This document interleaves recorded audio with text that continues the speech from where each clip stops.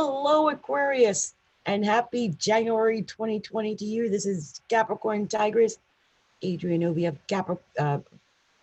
Capricorntigress of Astrology, a look inside.com. So I'm coming to you with your horoscope for the month of January 2020. And the first thing I want to tell you is that as of the 26th of December, there's going to be a solar eclipse, new moon in the sign of Capricorn.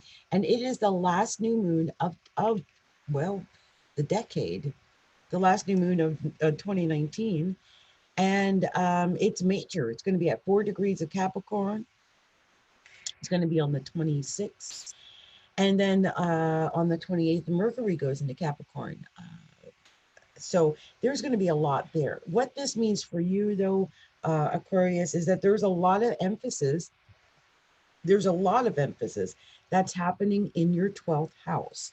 And the 12th house for Aquarius is, well, I always call it the house of self-undoing. A lot of times it's like the subconscious house. It's a house where you're doing things subconsciously.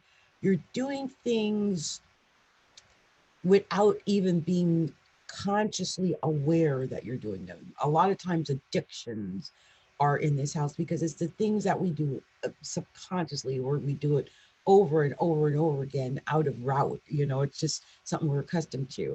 I was talking to a hypnotist today, and I was telling him how I ate 50 little bag, the 100-calorie bags of popcorn. Now I have Aquarius rising, and so I think I qualify to discuss this, right? But my theory was, now it might be very Aquarian of me, but as you know, I've been trying to lose weight. I've lost weight, and I didn't want to eat a lot of calories because we're in the holidays. So what I've done is got popcorn, and the 100-calorie bags. You're only getting 100 calories each pop. Well, I can go through 50 bags in a week. And he was like, wow, that's so many bags. And I'm like, yeah, 10 a day, 1,000 calories. That's low. My daughter got angry at me. She's like, Mommy, you can't do 1,000 calories. That's no calories. You got to have at least like 1,500 to stay alive. And she was telling me about some girl who did it. And, it's a long story. Anyway, these are the type of addictions or crazy things I'm talking about. Little crazy, quirky things that you Aquariuses might be doing. Or people like me who have Aquarius in the first house. Okay. So, think about it. What is it that you're doing? What is it that you're addicted to? What is it that's kind of like weird or quirky, or you're doing on a subconscious level that you're not even like, you're like, whoa, I didn't even realize I spent an hour of my day doing that, or I spent 3 hours of my day doing that, or I do this weird thing that I wasn't even consciously aware of. And there's a lot of little things. Like I was talking about this too. I have a tendency to pick on that, like look for hair on my chin. I'm at that age where you sprout hair. So I'm extra sensitive to that. I'm always searching. See, little stupid quirky thing. So, okay, Aquarius is, just be aware that you guys might really be starting to pick up stuff like this, because not only is Pluto and the Sun and Saturn and Capricorn, but now Jupiter is there. And so there's like the stellium of Capricorn things happening in your 12th house. It could just be like you're drinking more or smoking more, or, maybe participating in illegal drugs or something, or sexual things, or maybe having an affair. That is possible. The 12th house is the house of self-undoing. How many times do I have to tell you guys? What is self-undoing? Maybe me coming out in my lounge, and not because it's not even a fancy lounge. I just did it's I'm in my lounge and I didn't feel like getting dressed. I mean, it's cute. I'm not going to go into it, but it's got like a little cat on face and all of that, and that cute. But I don't want to do anything more than that today. That's what I'm saying. And so quirky little things like that. Oh, that reminds me, as of today, Aquarius, Venus went into Aquarius. So there you go. I got Venus in Aquarius right now. So one of the other things I wanted to say is, as of the 3rd, of January, Mars goes into Sagittarius. And you know, the funny thing about that is Mars in Sagittarius is the 11th house. And the 11th house is the house of Aquarius. It's the natural house of Aquarius.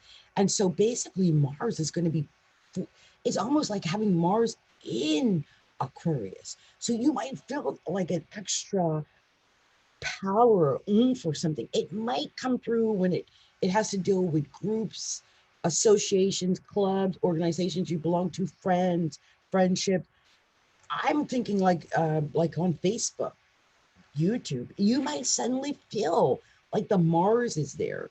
Like, you know, here I am with me talking about again, but I've got this Aquarius first house. So I might find that I'm making more YouTube videos in the month of January or starting as of today, because, you know, Mars is going to be in that area, that 11th house of, you know, social media and clubs and groups and organizations and just being out there a little bit more. So that's, you know, keep an eye on that. See if that actually manifests, because that would be very interesting. Um, did I mention the 10th, there's going to be a full moon in Cancer? Full moon, yeah. Lunar eclipse, full moon lunar eclipse in Cancer. For you, that's going to be falling in your 6th house. That's work. Now, here's the funny thing. This could be work, but this could be health. And so since we're talking a lunar eclipse, a full moon lunar eclipse, and we're talking Cancer, I would just say start now, making sure you're taking care of your health. Get enough rest and, you know, don't pick out too much around Christmas. And, you know, because Venus is in Aquarius. So Venus in her first house can definitely make us chunk up. I mean, really. And so we got to be careful about what we're eating, not too many sweets, not a lot of sugars and sodas and cakes and pies and cookies and stuff like that. So make sure you're taking care of that, because it is that time of the year. All right. Okay. That's my PA for my PSA. Also on the 10th, Uranus goes direct, and that's major. Another reason that's major is because Uranus is the ruler of Aquarius. So again, in an indirect way, it's affecting Aquarius. So that is going to be a real major thing there, with Uranus going direct at 2 degrees.